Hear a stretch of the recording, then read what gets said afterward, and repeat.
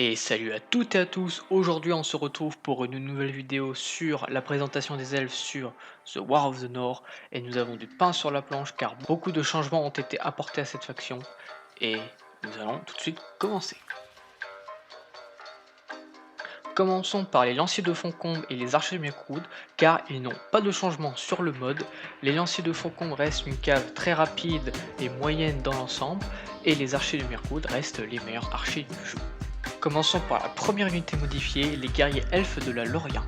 Leur bataillon passe de 15 au lieu de 12, comme le changement qui a été apporté chez les gardiens des nains.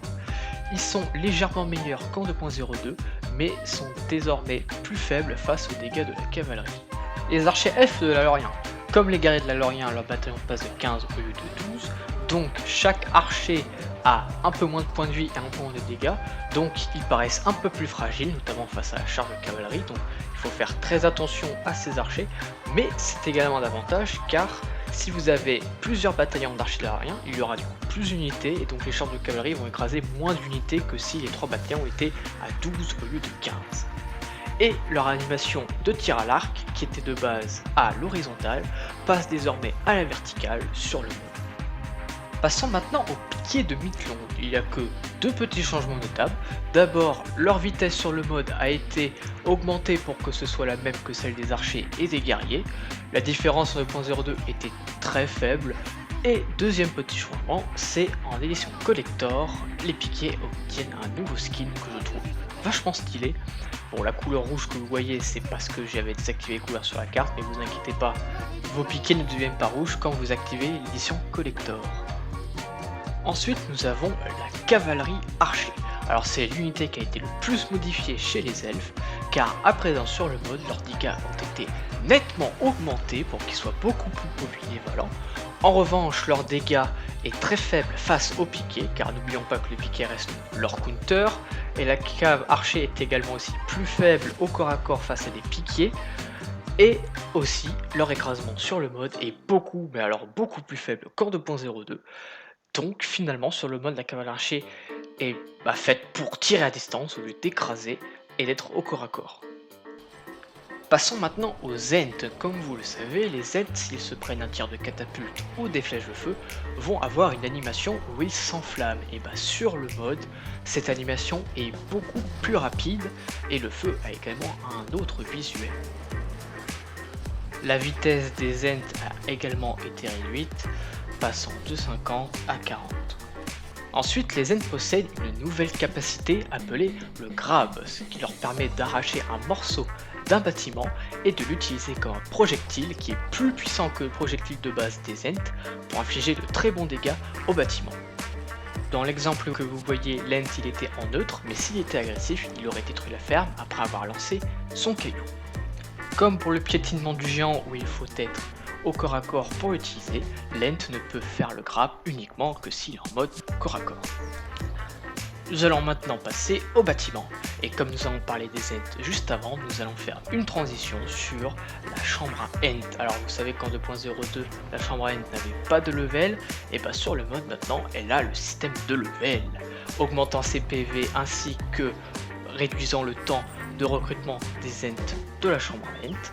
De plus, l'animation où l'Ent sort du bâtiment est plus rapide qu'en 2.02 et le temps de recrutement de base passe de 45 secondes à 35 secondes comme les autres engins de siège. Parlons maintenant de la caserne Elf. Comme vous le savez, les unités d'élite ont été retirées de War of the North.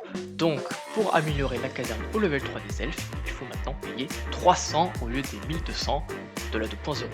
Concernant l'unité de l'auberge de base en 2.02, c'était les paysans du rang. Et maintenant, sur War of the North, ce sont les hobbits de la comté. Comme les mineurs les ont remplacés dans la faction des nains, et maintenant ce sont les elfes qui peuvent faire des hobbits dans leur auberge. Le coût de l'upgrade de brouillard de la forteresse des elfes a été augmenté pour passer désormais à 1000 car c'est un pouvoir qui est très efficace et à ne surtout pas sous-estimer. Nous allons maintenant passer au plus gros morceau, c'est-à-dire les héros elfes, car chaque héros a eu son petit changement, voire ses changements qui sont tout à fait notables. Commençons par Arwen. Arwen a eu un petit buff car elle possède 200 points de vie en plus de base. Mais son Atelas a été légèrement nerf. Passons maintenant à notre cher Aldir. Aldir en 2.02 qui possède sa flèche d'or au level 8 et qui lui permet de stun une armée dans une zone. Mais sur le mode de miracle, cette capacité est passée au level 2 et maintenant ça stun pendant 5 secondes qu'une seule unité. Cette capacité va rejoindre la grande famille des capacités level 2 de nos héros archers tels que Faramir, Brand, etc. Et ce qui permet à Aldir en début de partie d'être plus efficace, plus polyvalent et surtout plus marquant que s'il possédait sa capacité au level 8. Parlons maintenant de Glorfindel. Glorfindel en 2.02 possédait son Starlight au level 10 et cela avait 3 effets.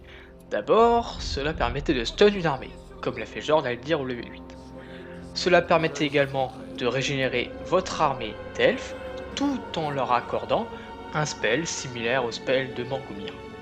Mais sur War of the North, cette capacité passe au level 7 et n'apporte plus que le bonus de spell, donc c'est un pouvoir qui va ressembler au spell level 7 de Morgomir. Je trouve que c'est plus intéressant d'avoir cette capacité au level 7 avec juste l'effet du spell, car ça permet du coup, en fin de partie, d'avoir une armée d'elfes avec un charisme, un cri d'armement et le spell de Starlight. A présent, passons à Elrond. Elrond en 2.02 possédait son charisme au level 1, son Atelas au level 3, sa restauration au level 5 et sa tornade au level 7. Son Atelas en 2.02 pouvait heal à la fois les héros mais également les unités. Et le heal sur les héros c'était similaire à l'Atelas de Arwen. Mais sur War of the North, le soin d'Elrond affecte toujours les unités mais beaucoup moins les héros. Et donc c'est pour faire l'effet contraire de celui d'Arwen, Arwen qui soigne uniquement les héros, et celui d'Elrond qui va surtout soigner les unités. Son charisme passe également au level 3, donc la Télas et le charisme vont s'échanger. Sa restauration va passer au level 8 à la place du level 5, car c'est un pouvoir ultra fort, surtout quand vous avez beaucoup de héros et qu'ils ont leur capacité ultra cheatée comme les poneys de Darwen, le Starlight de Glorfindel ou encore la pluie de flèches de Legolas. Et parlons-en de Legolas. En 2.02, Legolas avait son entraînement d'archer au level 3 et son Knife Fighter au level 4. Mais en 2.02, le Knife Fighter apportait uniquement 50% d'armure à Legolas tout en lui accordant l'effet d'attaquer au corps à corps. Mais sur War of the North, l'entraînement d'archer passe au level 4 au lieu de level 3 et le Knife Fighter passe au level 2 au lieu du level 4 et cela donne 35% d'armure mais surtout également 35% de vitesse. Cela lui permet en Knife Fighter de s'enfuir plus rapidement ou au contraire rattraper un héros qui s'enfuit pour l'achever. La pluie de flèches de Legolas sur 2.02 que vous connaissez tous, et ce War of the North, elle tire désormais en cloche. Et je trouve ça plutôt stylé.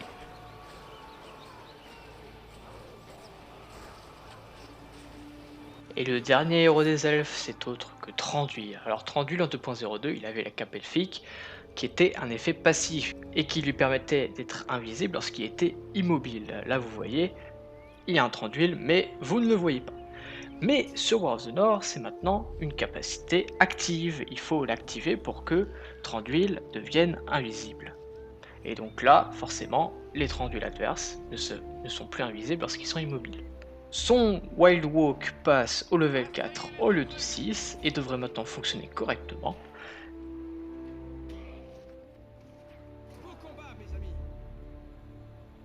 Dead Eye, son pouvoir de boost passe au level 5 au lieu de 4, dure 30 secondes au lieu de 20 et a un meilleur effet d'AOE sur les unités.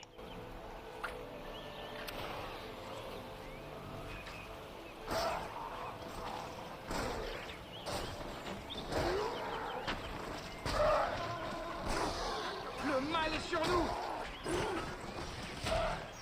La présentation des elfes est désormais terminée, j'espère que cela vous aura plu. N'hésitez pas à dire ce que vous en avez pensé dans les commentaires. Et la prochaine fois, nous allons parler des gobelins. Ensuite, nous parlerons du Rohan. Et enfin, une dernière vidéo sur les mises à jour et les changements généraux sur le mode. Je vous retrouve dans une prochaine vidéo. À très bientôt.